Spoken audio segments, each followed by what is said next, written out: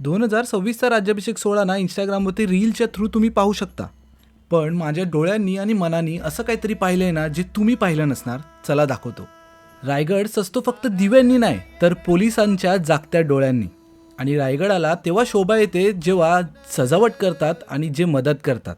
तुम्हाला माहिती आहे का, जे 3-4 दिवस घरापासून दूर राहून आपली सेवा करतात, महिला असो किंवा पुरुष, युनिफॉर्मच्या आत प्रत्येकाचं मन थकतं पण कर्तव्य कधीच थकत नाही. पोलीस असो किंवा गड संवर्धन करणारे लोक हे काम पैशासाठी करत नाही तर ते आपल्या महाराजांवरील प्रेमासाठी करतात.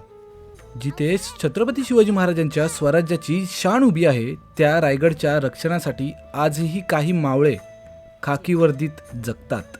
रायगडावरती 3-4 दिवस घर परिवार आराम विसरून फक्त कर्तव्य निभावणाऱ्या त्या प्रत्येक पोलीस बंधू भगिनींना मानाचा मुजरा आहे. कारण गर्दीत फक्त आपल्याला उत्सव दिसतो पण त्या उत्सवामागे रात्रभर जागणारी गड संवर्धन टीम आणि खाकी वर्दी कुणालाही दिसत नाही.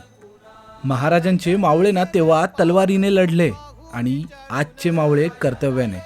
सलाम त्या प्रत्येक पोलीस कर्मचाऱ्याला जे रायगडासाठी दिवस रात्र उभे असतात. बऱ्याच जणांनी मी पाहिलं कुठेही झोपत होते कसेही जागा बनवून, निव्वळ आपल्या महाराजांसाठी. किती प्रेम असेल ना महाराजांसाठी मावळ्यांचं हे लगेच दिसून आलं त्या टायमाला. आणि बाकी मावळ्यांना मी पाहिलं येतात, तलवार उचलतात आणि फोटो काढतात. मी सुद्धा ती चुकी केली आहे.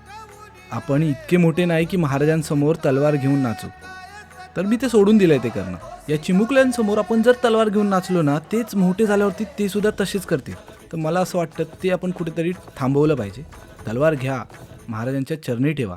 तलवार घेऊन नाचण्यापेक्षा एक गडावरची कचऱ्याची थैली घेऊन खाली उतरा, त्यावर गर्व करा.